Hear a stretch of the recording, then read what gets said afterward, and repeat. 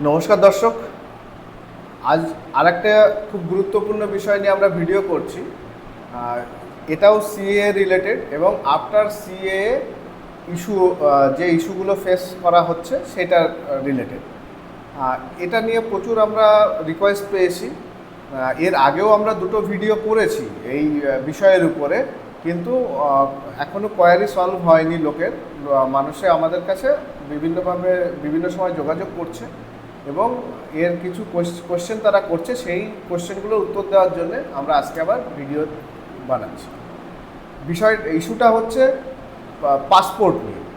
এই বিষয়ে আমরা ঢুকছি না। যারা আগে সিএ করেছে এবং নতুন করে পাসপোর্ট করবে, যাদের আগে ইন্ডিয়ান পাসপোর্ট ছিল না, তাদেরকে আমরা আজকের ভিডিওতে কভার করছি না, কারণ তাদের ক্ষেত্রে খুব ওপেন কেস যে তারা সিএ সার্টিফিকেট দেখাবে এবং তারা পাসপোর্টের জন্য নতুন অ্যাপ্লিকেশন করবে এবং তারা পাসপোর্ট পেয়ে যাবে।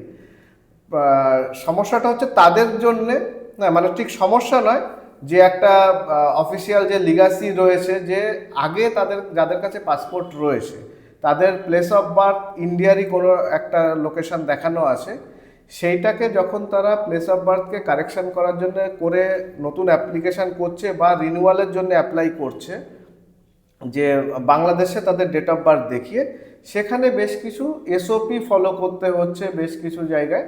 সেই বিষয়টা নিয়ে আজকে আমরা ভিডিওটা তৈরি করছি এবং আমাদের সবার প্রিয় শ্রী লিটন বিশ্বাস মহাশয়, বাঙালি ঐক্য মঞ্চের যিনি প্রতিষ্ঠাতা সম্পাদক, স্যার আপনাকে স্বাগত। আপনি স্যার যদি আমাদেরকে এই বিষয়টা নিয়ে এখন কি আপডেট হয়েছে, কিভাবে হচ্ছে এই পাসপোর্টটা, যাদের ক্ষেত্রে পাসপোর্টটা রিনিউয়াল হচ্ছে, আগে থেকেই ছিল, সেই রিনিউয়াল পাসপোর্টের ক্ষেত্রে আপনি যদি আমাদেরকে একটু গাইড করেন কিভাবে করবে লোকে। অনুপ, বেশ কিছুদিন আগে আমরা একটা ভিডিও করেছিলাম বোধহয়, তুমি আমাকে কোশ্চেন করেছিলে। হ্যাঁ, সেখান থেকে যে খুব বেশি অগ্রগতি হয়েছে তা নয়, কিন্তু একটা জিনিস বারবার মানে অ্যাপ্লিকেশান হচ্ছে তার জন্যে আধিকারিকরা কিছুটা সরগর হচ্ছেন।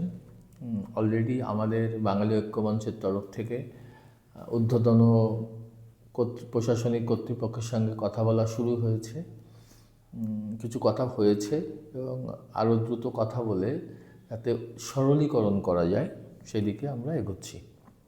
এক নম্বর হচ্ছে, এবং এ বিষয়ে তোমাকে বলি, রাষ্ট্রীয় স্বয়ংসেবক সংঘ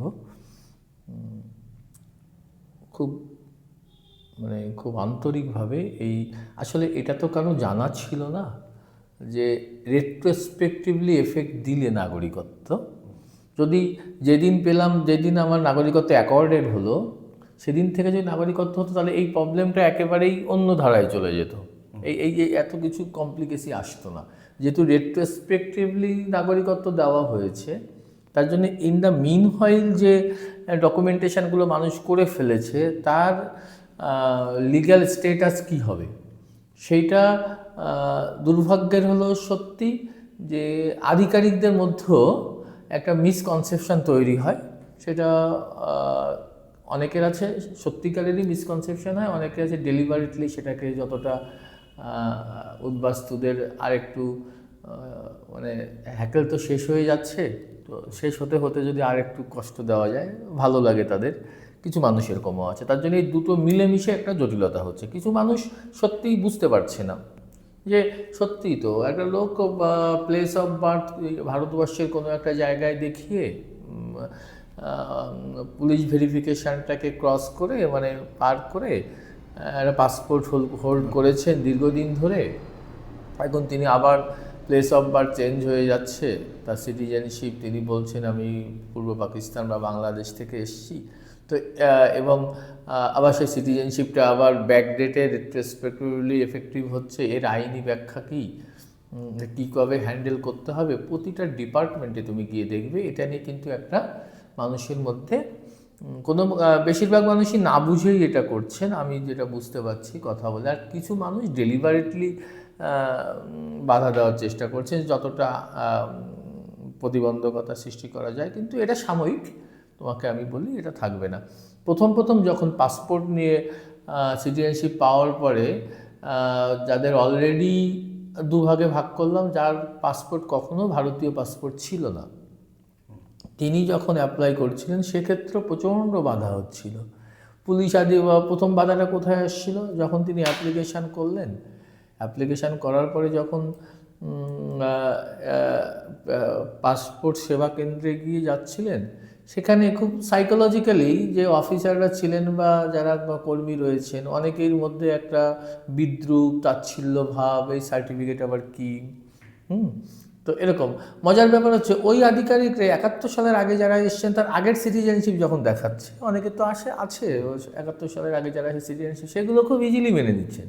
হয়রা সিএ 2019 এর বিরুদ্ধে এত বিষোদ্গার, এত নেগেটিভ আলোচনা হয়েছে, ওটা দেখলেই কিছু মানুষের মধ্যে একটা গাত্রদাহ হয়। তো এটা কিছু মানুষের মধ্যে হচ্ছে, কিছু মানুষ বুঝতেও পারছে না। তো সেটা এখন অনেকটা কেটে গেছে। পাসপোর্ট সেবা কেন্দ্র পিএসকেতে যে প্রবলেমটা ছিল 90% কেটে গেছে। তো যাওয়ার পরে সেখানে তো ওখানে দেখবে যে ABC লাস্টে সি মানে হচ্ছে কি, দেখবে যে পাসপোর্ট সেবা কেন্দ্রে ওখানে কিছু ওই ব্রেভেন রোডের অফিসাররা থাকে, ডিরেক্ট এক্সটার্নাল অ্যাফেয়ার্স ডিপার্টমেন্টের কিছু অফিসার থাকে। কিছু অফিসার ভীষণ কর্ডিয়াল আচরণ করছে, না ঠিকই তো আছে, এটা তো পাসপোর্ট, নতুন পাসপোর্টের ক্ষেত্রে তারা কিন্তু সেটাকে বুঝতে না পেরে অনেক সময় ওটাকে আরপিও কলকাতার কাছে ব্রেভেন রোডে রেফার করে দিচ্ছিলেন। আমার মতে যে একটা জন্মসূত্রে নাগরিক আর সিটিজেনশিপ পেয়েছেন সার্টিফিকেট সূত্রে রেজিস্ট্রেশন বা ন্যাচারালাইজেশনের যে নাগরিক, দুটোরই একই মূল্য। অর্থাৎ যদি জন্মসূত্রে বার্থ সার্টিফিকেট দেখিয়ে যদি পিএসকে থেকে ছেড়ে দিতে পারে সি গ্রেডে গিয়ে বা সি সেকশানে গিয়ে, তাহলে কেন সিটিজেনশিপ দেখিয়ে প্রথম পাসপোর্টটা ছাড়া হবে না, নিউ পাসপোর্ট যারা করেছে? এটা আসলে সাইকোলজিক্যাল একটা ব্যারিয়ার, এবং আমাদের সমাজ কতটা এখনও দ্রুত নতুন পরিস্থিতির সাথে অ্যাডাপ্ট করতে পারি না, বাঙালিরা বিশেষ করে, এটা কিন্তু তার একটা নিদর্শন। তো সেক্ষেত্রেও কিন্তু ওরা কি করছেন, করতেন আর কি, সেটা হচ্ছে অনেক সময় আধিকারিকরা বলছেন আমাদের কাছে কোনো অর্ডার নেই। অর্ডার কি, তো বার্থ সার্টিফিকেট নেওয়ার অর্ডার আছে, তাই এটা তো কেন, বার্থ সার্টিফিকেটটা তো বেসিক্যালি বাই বার্থ সিটিজেন, সেটার জন্য, তাহলে এটা তো তার এটাই তো স্বাভাবিক। অফিসারের এটা বক্তব্যটাও একটা স্যার কি হাস্যকর, আইন বিরোধী নয় স্যার? যে একদম আইন বিরোধী। দুটো সংসদে পাস হয়েছে এবং রাষ্ট্রপতি না, নাগরিকত্ব সার্টিফিকেট গভর্নমেন্ট দিয়েছে, গভর্নমেন্ট মেনে নিয়েছে, দেন আধিকারিক কেন মানবেন না? মানে এই যে এটা এটা মানে কি বলবো, হাস্যকর বিষয়। মানে এটা হাস্যকর বিষয়। আমরা যখনই একটু কথা বলেছি উচ্চতম রাজনৈতিক নেতৃত্ব বা আধিকারিকদের সঙ্গে, যারা এটা বোঝেন, তারা হাসছেন, তারা বলছে এটা কি, এটা তো হতে পারে নাকি, একটা citizenship certificate government of India দিয়েছে আর বলছে এটার কোনো অর্ডার নেই। নাগরিকত্ব পাওয়ার তো সিটিজেনশিপ একটাই তো লেখা আছে, by naturalisation, by registration, by birth, এইভাবে নাগরিকত্ব হয়। মানে এটা শুনলে না অদ্ভুত লাগে যে মানে এখনও আমরা কত পিছিয়ে। তো যাই হোক, আসল জায়গায় আসি। এখন ওইটা কিছুটা সরগরম হয়েছে, তো তাও অফিসার টু অফিসার ম্যাটার করছে। ম্যাক্সিমাম অফিসার এখনও ওটাকে আরপিওর কাছে পাঠিয়ে দিচ্ছেন, আরপিও ওটা দেখে ছেড়ে দিচ্ছেন, সেটা নিয়ে সমস্যা আছে। কিন্তু যাদের অলরেডি পাসপোর্ট আছে আর রেট্রোস্পেক্টিভলি যেহেতু এফেক্টেড হয়েছে সিটিজেনশিপটা, তাহলে পাসপোর্টটা ইন দ্য মিন হইল এই ইস্যু এবং ডেট অফ অ্যাকর্ডেড সিটিজেনশিপ, তো এই যে দুটোর মাঝখানে যারা পাসপোর্টগুলো তৈরি করেছে, এদের নিয়ে তো ওদের জটিলতা আরও বেড়ে গেছে। মানে ওরা ব্যাপারটাকে সরলীকরণ করতেই পারছিল না প্রথম দিকে অনেক চিঠি চাপাটি দিল্লিতে করতে হয়েছে, আমরা নিজেরাও করেছি, রাজনৈতিক প্রশাসনিক আধিকারিকদের সঙ্গে কথা বলেছি, নাম তাদেরকে নাইবা বললাম, আমার কাজটা নিয়ে কথা। তো আমাদের শুধু বলা হচ্ছে যে সত্যি তো মানুষের মধ্যে একটা কনফিউশন, আইনি জটিলতারা বুঝতে পারছে না, মেন্টাল ব্লকেজ তৈরি হচ্ছে বিভিন্ন কারণে, পলিটিক্যাল কারণ তো আছেই। আমার একটু সময় দিন, ধীরে ধীরে ঠিক হয়ে যাবে, আমরা ওদেরকে বলছি। তো আমাদের তরফ থেকে আরপিওর অফিসে যোগাযোগ করা হয়েছিল, সেদিন আরপিও ছিলেন না, আমাদের তরফ থেকে যাওয়া হয়েছিল। তো আমাদের বক্তব্য দুটোই ছিল যে আপনারা একটা এসওপি তৈরি করে দিন, যে আগেরটা যারা প্রথম সিটিজেনশিপ পেয়ে প্রথম পাসপোর্টের জন্য অ্যাপ্লাই করলেন, নিউ পাসপোর্টের জন্য, সেটা নিয়ে তো আর এসওপির প্রয়োজন নেই। এই যে যারা মানে আগে থেকে পাসপোর্টে প্লেস অফ বার্থ রয়েছে সেটা কারেকশন। তো আধিকারিকের সাথে আমার যেটা প্রাইমারিলি কথা হয়েছে সেটা তোমাকে আমি বলি। আধিকারিক বললেন, দেখুন আমি ওনাকে প্রস্তাব দিলাম যে আপনারা এক একজনকে এক এক রকম করে গাইড করছেন, কেউ কি করছে, রিইস্যু করার জন্য পাসপোর্টের জন্য অ্যাপ্লাই করে দিলেন, যথারীতি পিএসকেতে চলে গেলেন রুবিতে, পিএসকে থেকে বললো যে আপনার প্লেস অফ বার্থ চেঞ্জ আছে, এটা তো হবে না, আপনি চলে যান ব্রেভেন রোডে। ব্রেভেন রোডে আরপিওর কাছে যাওয়া হচ্ছে, আরপিও বললেন না এটা তো হবে না, আপনি আপনার পাসপোর্টটা সারেন্ডার করুন, আপনার পাসপোর্টে যে ফাইল আছে ফাইল ক্লোজারের জন্য অ্যাপ্লাই করুন। উনি অ্যাপ্লাই করলেন এবং তাতে আবার ফাইল ক্লোজারের চিঠি আসছে অ্যাপ্লিক্যান্টের কাছে, সেখানে লেখা আছে যে আপনার ফাইলটা ক্লোজড হলো, পাসপোর্ট ফাইল, এবং আপনি নতুন করে আবার রিফ্রেশ অ্যাপ্লাই করতে পারেন। তো তিনি আবার ফ্রেশ অ্যাপ্লাই করলেন, তাহলে as good as new passport হলো, যদি ফাইল ক্লোজ হয়ে গেল, তাকে তো পিএসকেতে আবার তিনি যাচ্ছেন অ্যাপ্লিকেশন করে নতুন পাসপোর্টের জন্য, আগেরটা ক্যান্সেল হয়ে গেল, গেলে তখন তাকে তো আর নতুন করে আর পলিসি সেকশানে যাওয়ার প্রয়োজন নেই, বা পাসপোর্ট অফিসে আরপিওর কাছে যাওয়ার প্রয়োজন নেই, তাহলে আবার দ্বিতীয়বার তাকে আবার ওখানে দিয়ে দেওয়া হচ্ছে, এগুলো তো মানে জটিলতা বাড়ানো হচ্ছে। তো আমরা কথা বললে আরপিওর অফিসে যিনি দায়িত্বপ্রাপ্ত ছিলেন কথা বলা হলো, উনি বললেন হ্যাঁ এটা ঠিক, এটা ঘটনা, কিন্তু যখনই উনি বললেন যে আমাদের একটা স্ট্যান্ডিং অর্ডার আছে সেটা গভর্নমেন্ট অফ ইন্ডিয়ার, সেটা হচ্ছে যখনই মেজর কোনো চেঞ্জ হয় এক্সিস্টিং পাসপোর্টে, সে প্লেস অফ বার্থ হতে পারে, ডেট অফ বার্থ হতে পারে, ফাদার্স নেম হতে পারে, এরকম মানে মেজর যখন চেঞ্জ হয় তখন সাধারণত ওটা পলিসি সেকশনে গিয়ে আরপিওর নিজেই ওটাকে হ্যান্ডেল করেন। আচ্ছা, এটাই ওদের ন্যাশনালি প্রবলেম, ন্যাশনালি এটা একটা ওদের নিয়ম রয়েছে। তো ঠিক আছে, তাহলে প্লেস অফ বার্থ চেঞ্জ করার জন্য আমি ফাইল ক্লোজ করতে গেছি, তাহলে তো আপনি জেনেই নিলেন যে আমার এক্সিস্টিং পাসপোর্ট সারেন্ডার করছি, কারণ আমি সিটিজেনশিপ পেয়েছি, আমার প্লেস অফ বার্থ চেঞ্জ হয়েছে, তো ওখানেই তো পলিসি সেকশন তাকে ক্লিন চিট দিয়ে দিলেন যে ঠিক আছে আপনার ফাইলটা ক্লোজার হলো, আপনি আবার ফ্রেশ অ্যাপ্লিকেশন করতে। সেকেন্ড টাইমে তাকে কিন্তু আবার আরটিও অফিসে পলিসি সেকশনে যাওয়ার আমার মতে লজিক থাকে না। এই কথাটা বলার পরে ওনারা বললেন ঠিক আছে, যেহেতু আরটিও নেই পরে কথা বলা যাবে, আপনারা একদিন আসুন, খুব তাড়াতাড়ি আমরা যাব, গিয়ে আপনাদের আরও খুব দ্রুত আপডেট দেবো। কিন্তু যে আপডেটটা এখন আপনাকে আশ্বস্ত করতে পারছি সেটা হচ্ছে যে অনেকে হয়তো একটু তাকে জটিলতার মধ্যে যেতে হচ্ছে। এখন যদি ইমিডিয়েট আপনাকে পাসপোর্ট রিইস্যু করানোর জন্য এক্সিস্টিং পাসপোর্ট আছে, সেই পাসপোর্টটাকে ক্লোজ করে দিয়ে বা সারেন্ডার করে দিয়ে আপনি নতুন পাসপোর্টের জন্য অ্যাপ্লাই করতে যান, তাহলে প্রথমে আপনাকে আরটিওর কাছে একটা অ্যাপয়েন্টমেন্ট নিন।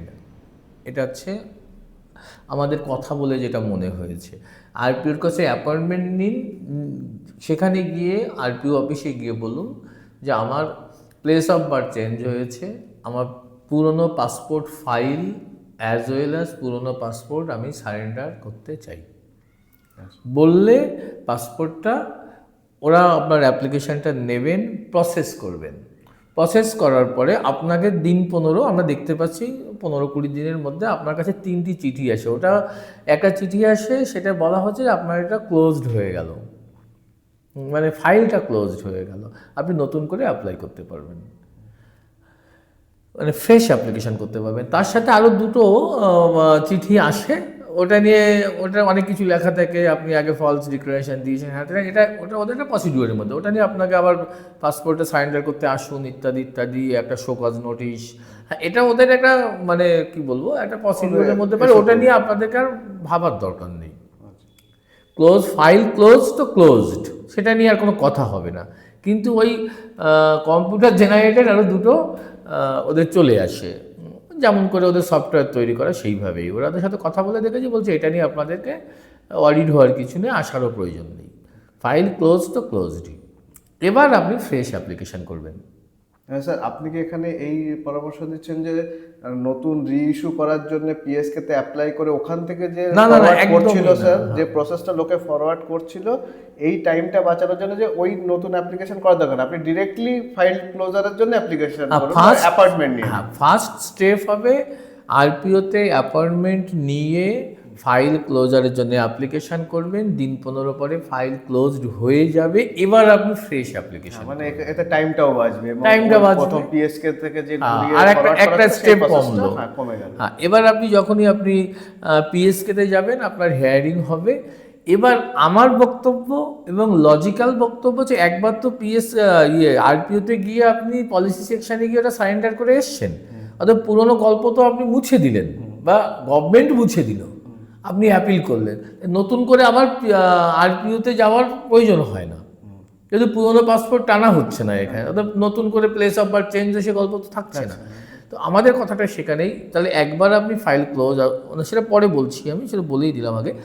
আমি বলতে চাইছি তোমাকে যে এখন যেটা চলছে অ্যাজ অফ নাও, এখন চলছে, তাহলে আপনি ফাইল ক্লোজারের অ্যাপ্লিকেশন করলেন, 15 দিনের মধ্যে ফাইল ক্লোজড হলো, এবার আপনি ফ্রেশ পাসপোর্টের জন্য অ্যাপ্লাই করলেন, অ্যাপ্লাই করলে এবার ফ্রেশ পাসপোর্টের জন্য আপনি পিএসকেতে যাবেন, ওখানে আপনার ডকুমেন্টেশন হবে, ভেরিফিকেশান হবে, হওয়ার পরে এখনও ওরা সেটাকে পলিসি সেকশানে আরপিওর কাছে পাঠিয়ে দিচ্ছে, পাঠিয়ে দিলে ওই যে আপনি যে আগের ফাইলটা আপনি ক্লোজ করেছিলেন সেইটা, আপনার সিটিজেনশিপ, এবং সেটা নিয়ে আপনি আরপিওতে দেখা করবে, একটা অ্যাপয়েন্টমেন্ট নিয়ে দেখা করবেন, দেখা করলে ওরা ওখান থেকে প্রসেস করে, যেমন যেমন নতুন পাসপোর্ট হয় বা রিইস্যু হয় তেমন তেমন পুলিশের কাছে চলে আসবে, ডিআইবি বা ইন্টেলিজেন্স, স্টেট ইন্টেলিজেন্সের কাছে, যে আপনার এই সমস্ত ভেরিফিকেশনের জন্য, পুলিশ ভেরিফিকেশন, সেটা হয়ে যাওয়ার পরে তখন আপনি পাসপোর্ট পেয়ে যাবেন। তো এইটা হচ্ছে প্রসিডিওর। এবার তুমি হয়তো আমার কোশ্চেন করবেন, বা দর্শক বন্ধুরা প্রায়ই ফোন টোন করেন, কথা বলেন, কেউ কি পেয়েছে? প্রচুর লোক পেয়েছে। প্রথম দিকে পেতে আমাদের প্রায় ওদের 1 বছর লেগে গেছিলো, সেখান থেকে কমতে কমতে এখন 4 মাস 5 মাসের মধ্যে, যে যত দ্রুত প্রসেসটা করতে পারছে তারা গিয়ে অ্যাপ্লিকেশান করে এসে 15 দিনের মধ্যে আবার অ্যাপ্লিকেশান করা, ইত্যাদি ইত্যাদি, 4 থেকে 5 মাস ধরে রাখবেন যে এখন যে প্রসিডিওর চলছে তাতে সময় লাগছে। তো আমরা খুব দ্রুত বাঙালি ঐক্যমঞ্চের পক্ষ থেকে আমাদের যে ঊর্ধ্বতন কর্তৃপক্ষ আছে এবং আমাদের যার কাছে বাঙালি উদ্বাস্তুরা যে সংস্থার কাছে ঋণী, রাষ্ট্রীয় স্বয়ংসেবক সংঘ, তাদের সঙ্গে তাদের মাননীয় যারা কর্তৃপক্ষের সঙ্গে কথা অলরেডি বলছি আমরা, যাতে আরপিওর সঙ্গে আবার কথা বলে, যাতে একবার আরপিওতে যাওয়ার জন্য থাকুক, সেকেন্ড টাইম যেন যাওয়ার প্রয়োজন হয় না। অ্যাপ্লিকেশন করছে তাদের আরপিওর দিকে, হ্যাঁ, মানে নর্মালি যাওয়ার কথা না। আর যারা এক্সিস্টিং পাসপোর্টের ক্ষেত্রে সেটা অন্তত একবারে সীমাবদ্ধ, সেকেন্ড টাইম যাওয়াটা আসলে ওই কোথাও সেই ভাবনায় আমার মনে হয় সেই জটিলতাটা কাটেনি। কিন্তু আশ্বস্ত করছি, খুব মানে সময় কমছে, ব্যাপ্তি কমছে, ওরাও সরগর হচ্ছেন, অফিসাররা, ওরাও প্রথম দিকে একটু কনফিউজ ছিলেন, কেন ছিলেন আমি জানি না, থাকার কথা না, আইনত একটু স্টাডি করলে হয়। যাই হোক, বেটার লেট দ্যান নেভার। তো হচ্ছে, যারা করতে চান এক্ষুনি করুন, আর খুব তাড়াতাড়ি, হয়তো 15-20 দিনের মধ্যে বা বড়জোর 1 মাসের মধ্যে আমরা চেষ্টা করছি, যেমন কাস্ট সার্টিফিকেটের ব্যাপারে সিটিজেনশিপটা অ্যাকসেপ্ট করার, ওই যে জমির দলিল 50 সালে 1971 সালের এই সমস্ত বার উঠে গেল, ঠিক একইভাবে এই বারবার পাসপোর্টটা নতুন করে এটাও যতটা সরলীকরণ করা তাড়াতাড়ি বাঙালি ঐক্যমঞ্চ তোমরাই করবে, আমি তো তোমাদের সঙ্গে আছি, একটু তাড়াতাড়ি। কারণ এই আমাদের উদ্বাস্তু কমিউনিটির এই একটা খুব মেজর ইস্যু, তো এটাকে যতটা তাদেরকে একটা প্রসেস রিলিফ করানো যায়। এবার আমাদেরকে তো সেম টাইমে স্যার গভর্নমেন্ট মানে সরকারি যে রুল সেটাকেও মানতে হবে, এবং এটাও অস্বীকার করার কোনো জায়গা নেই যে স্যার প্লেস অফ বার্থ একটা মেজর চেঞ্জ, এবং সেখানে এখনকার রুল ওয়াইজ পলিসি ডিপার্টমেন্টই এটাকে ইন্ডিভিজুয়াল কেস হিসেবে নিচ্ছে। এবার যত স্যার এই বিষয়ে অ্যাপ্লিকেশন জমা পড়বে, তত পলিসি ডিপার্টমেন্টও সরগড় হয়ে যাবে যে এগুলো তো এই কেস তো বারবার আসছে, আর এখানে তো এই অ্যাকশনই নেওয়া হচ্ছে, মানে এখনকার যে ডিলেটা সেটা সময়ের নিয়মেই হয়তো অনেকটা কমে যাবে। কিন্তু হ্যাঁ, যাতে আরও দ্রুত কমে যায়, মানুষ তাড়াতাড়ি রিলিফড হন, সেটাই আমরা চাইবো। স্যার পাসপোর্টের ক্ষেত্রে আরেকটা খুব ক্রিটিক্যাল জায়গা আছে, যেটা নিয়ে আমার কাছে বেশ কিছু ফোন এসছে। এটা তো হলো স্যার, আমরা আলোচনা করলাম যারা নতুন পাসপোর্ট অ্যাপ্লাই করবে, আর যাদের কাছে এক্সিস্টিং পাসপোর্ট ওকে রয়েছে তারা রিইস্যু করতে চাইছে, প্লেস অফ বার্থ কারেকশন করতে চাইছে। আরেক ধরনের পাসপোর্টের প্রবলেম আমাদের কাছে আসছে, যেটা হচ্ছে যাদের পাসপোর্ট সিজ হয়ে গেছিল, এর আগে তারা পাসপোর্ট করেছিল, কোনো না কোনো কারণে তারা যখন সেই পাসপোর্ট ইউজ করে বাইরে যাচ্ছিল তখন সিজ করে নেওয়া। বুঝেছি।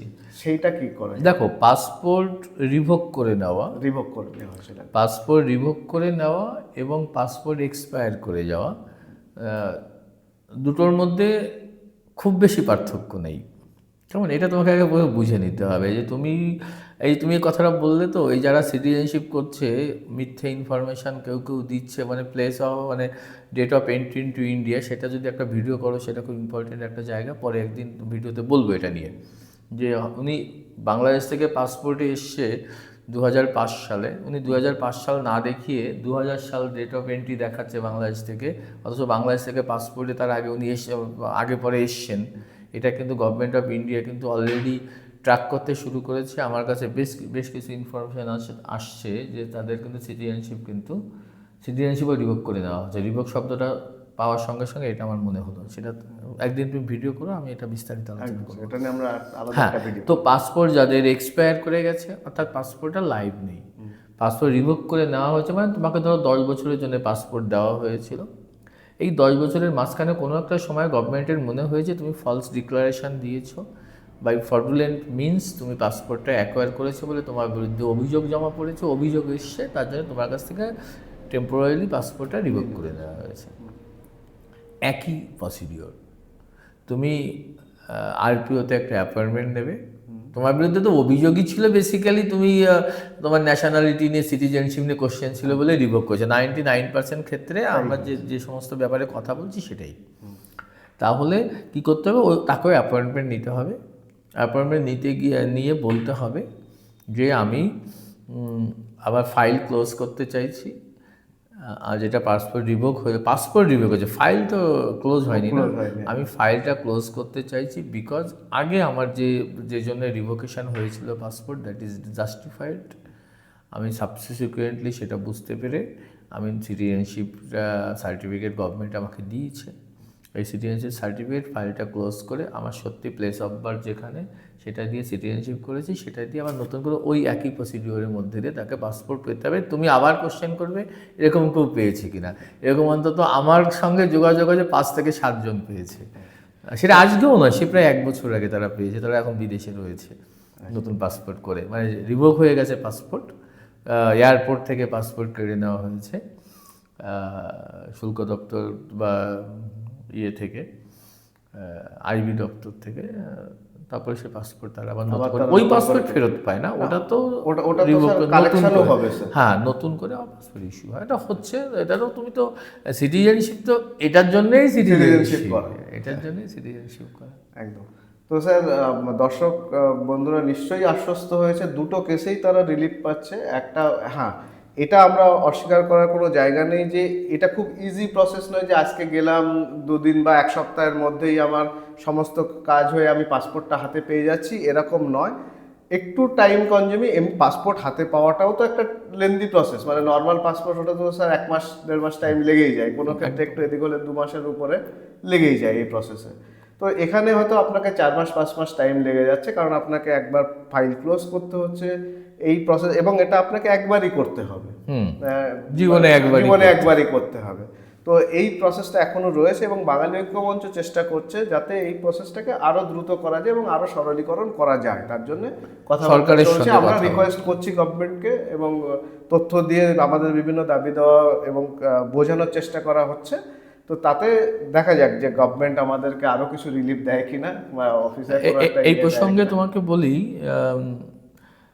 অনুপ, এই অগস্ট মাসের 30 তারিখে তোমার বাঙালি ঐক্যমঞ্চ এবং হিন্দু সেবা মিশন বলে যৌথ উদ্যোগে রাষ্ট্রীয় স্বয়ংসেবক সংঘের আনুকূল্যে নিউ ব্যারাকপুর কৃষ্টি হলে বিকাল 3টে থেকে একটা সুন্দর অ্যাওয়ারনেস ক্যাম্প হচ্ছে।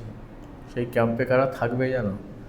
রাষ্ট্রীয় স্বয়ংসেবক সংঘের উচ্চতম নেতৃত্ব থাকবেন, এবং সেখানে অলরেডি তাদের সঙ্গে তো আমাদের কথা হয়, যাতে এবং তাদের আপ্রাণ শুভেচ্ছা এবং প্রচেষ্টা, এটা দিয়ে অলরেডি অনেক প্রবলেম কিন্তু সলভ হয়ে গেছে। হ্যাঁ, টাইম কনজিউমিং তো হবেই, এটা তো একটা নতুন নভেল সিচুয়েশান। তো ওনারা থাকবেন, ওনারা বিভিন্ন বিষয়ের উপরে আলোকপাত করবেন। যারা শুভবুদ্ধি সম্পন্ন এবং উদ্বাস্তু বান্ধব সেই অনুষ্ঠানে যদি উপস্থিত হতে চান তাহলে যোগাযোগ করবেন, খুবই ভালো হবে। আরও অনেক তথ্য এবং আরও অন্যভাবে সমৃদ্ধ হওয়া যাবে। স্যার এই যে অনুষ্ঠানটা হবে স্যার, এখানে আমার দর্শকদের পক্ষ থেকে তিনটে কোশ্চেন করার আছে স্যার, যে এইটা কি প্রবেশ অবাধ নাকি খুব লিমিটেড লোক আসতে পারবে? আচ্ছা, প্রথমত নিঃশুল্ক। নিঃশুল্ক? হ্যাঁ, দ্বিতীয়ত হচ্ছে যে এটা এটা আমন্ত্রণমূলক, অর্থাৎ আপনাকে দেখুন এখানে তো ধরুন লিমিটেড সিট রয়েছে, তো যারা সিটের বেশি তো হবে না, এটা কার্ডের ব্যবস্থা আছে, আমন্ত্রণপত্র সংগ্রহ করলে তিনি যেতে পারবেন। আপনি আসতে পারবেন, তার মানে স্যার মানে আসলেই চলে আসলাম, হ্যাঁ, এসে আমি ঢুকতে ওটাই পারবো, বলতে সেটা চাইছি, তো মানে হবে কেউ না। হয়তো ওই ডেটটায় ওই হলে না, না, চলে এলেন, এসে যে আমাদেরকে তো ভিডিও থেকে জানতে পেরেছিলাম আমরা, তখন প্রবেশটা অবাধ restricted নয়, প্রবেশ অবাধ নয়।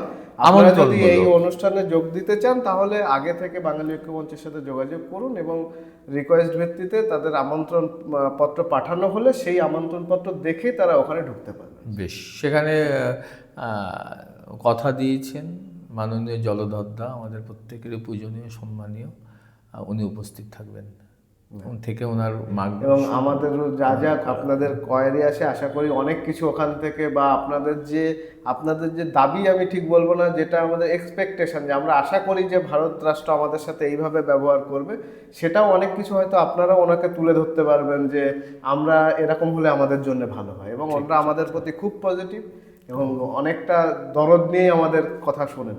একদম ঠিক আছে। নমস্কার সবাইকে। নমস্কার।